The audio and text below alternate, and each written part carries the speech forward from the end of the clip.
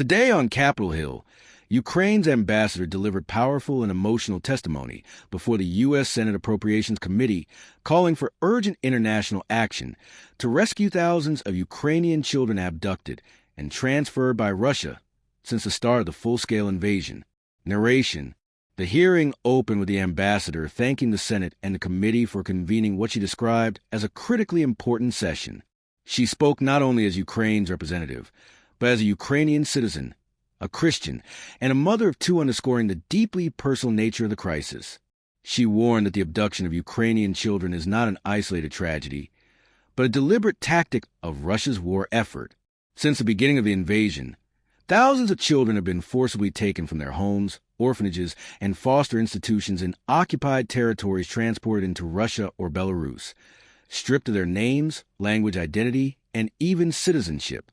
It is my honor on behalf of Ukraine to thank the United States Senate and the Committee on Appropriations for organizing this hearing.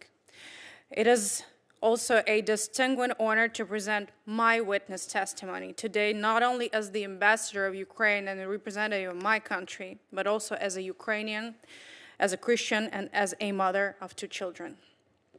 The destiny of Ukrainian boys and girls abducted by Russia, unfortunately, is not an abstract issue. It is a deliberate action conducted as a regular Russian tactics of war.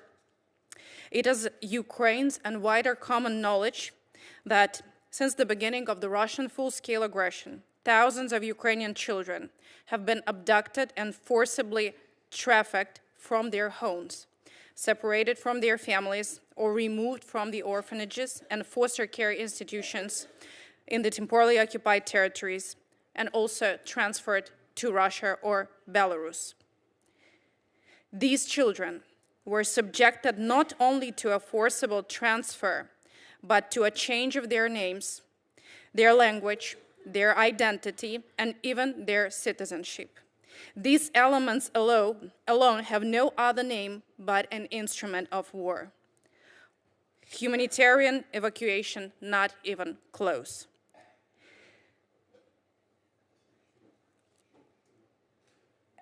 As a scale which is under aggression, Ukrainian nation has not only been documenting and speaking and being vocal about these crimes. Together with international partners and our allies and volunteers, we mobilize efforts to take every step we can to bring every innocent soul back to their families, back to their lands. But only with all of these efforts, it was only a small fraction of these children who were able to come back home. Each child's return is a miracle of diplomacy, coordination, and extraordinary courage from their parents who traveled through multiple countries, through the war zones, but just to reclaim their sons and daughters back. But for every child who makes it home, many more remain missing, hidden and trapped in systems that are designed to keep them away from Ukraine and from the truth of what happened to them. As a mother, I cannot accept that any government would treat children as trophies of war or bargaining chip in a geopolitical negotiations. Children are not assets to be moved on a geopolitical chessboard. They are human beings with names, souls, families, memories, and rights. Their right to family life, identity, culture, their own language and country is protected not only by Ukraine, but by every international conventions that the whole democratic world has ever managed to accomplish.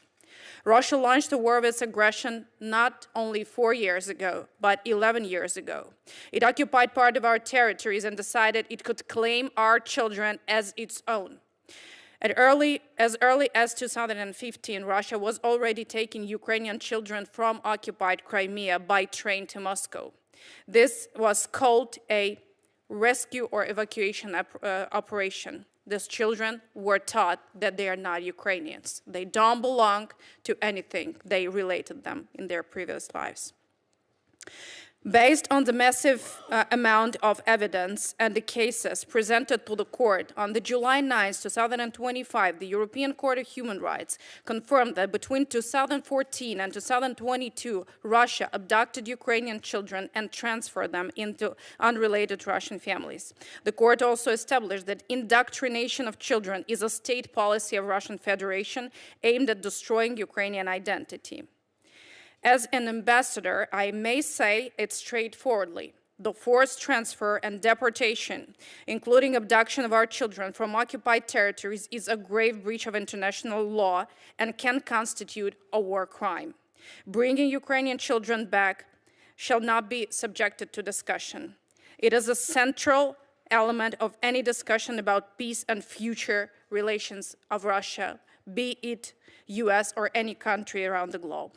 As of November 2025, until now, Justice Ministry has officially confirmed 9,221 records, which is officially verified data of kids who are still abducted and being placed at the territory of Russian Federation. Cases of deportation and forced transfer of Ukrainian children are now around 20,000 records only calculated by Ukraine. But even according to official data presented by Russian Federation, the numbers are way higher. We still do not know a full picture of the occupied territories, but we also know that the physical abduction is no longer the only tool of the Russian aggression. Russia is reprogramming our children in place, in occupied schools, children's camps, social institutions, and even families under occupation. About 1,600,000 Ukrainian children are currently under Russian control in the occupied territories. Russia does not give them a chance. There's no escape route. The kids are forced to obey the ideology. So at this point, we know that there are at least 210 sites which are known as the indoctrination places across the occupied territories. We mobilized the efforts under the leadership of President Zelensky, who united international players and domestic players on the umbrella of the initiative Bring Kids Back, which we're doing everything to locate our children back. We created national programs dedicated to this issue, and we are cooperating with international partners. But we cannot succeed alone. These children are scattered across the vast territory. We need to make our voices heard, and we are grateful to helping us. Based on the information provided above, it is our duty to reach out to respectful members of Senate with the next elements. It is our position that we require the unconditional return of all the children within the peace process.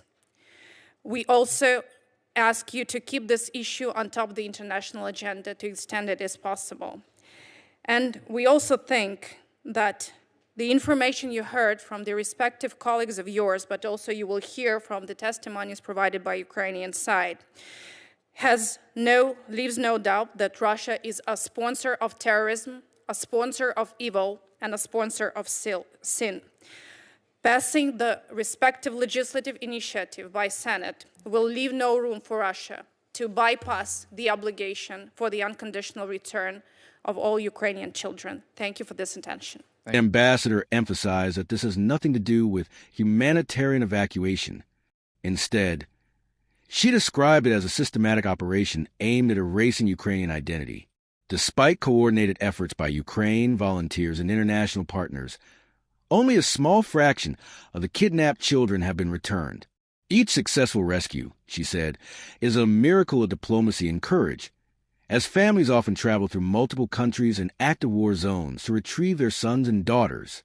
But for every child who makes it home, countless others remain missing, hidden in systems designed to remove any trace of their Ukrainian heritage. She made it clear, children are not trophies of war or pieces on a geopolitical chessboard. Their rights to their family, identity, culture, and homeland are protected by international law and must be upheld. The ambassador reminded senators that Russia's attacks on Ukrainian children began long before the 2022 invasion. As early as 2015, children were being transported from occupied Crimea to Moscow under the guise of evacuation. On July 9th, 2025, the European Court of Human Rights confirmed that Russia abducted Ukrainian children between 2014 and 2022, placing them with unrelated Russian families and subjecting them to state-sponsored indoctrination aimed at destroying their Ukrainian identity.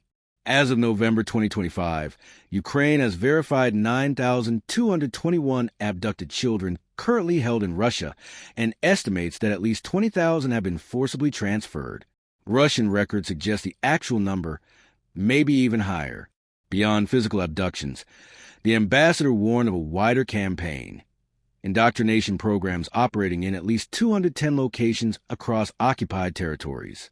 More than 1.6 million Ukrainian children remain under Russian control in these areas, with no safe path to escape. She highlighted Ukraine's Bring Kids Back initiative led by President Zelensky, which coordinates national and international efforts to locate and rescue abducted children. But she stressed that Ukraine cannot succeed alone. Her appeal to the Senate was clear. Asterisk demand the unconditional return of all abducted children as part of any peace process. Asterisk keep the issue at the top of the global agenda. Asterisk recognize Russia as a state-sponsored terrorism and hold it accountable for these crimes. She concluded by saying that passing the necessary legislation would send a definitive message. Russia cannot escape responsibility for the forced transfer, indoctrination, and exploitation of Ukrainian children.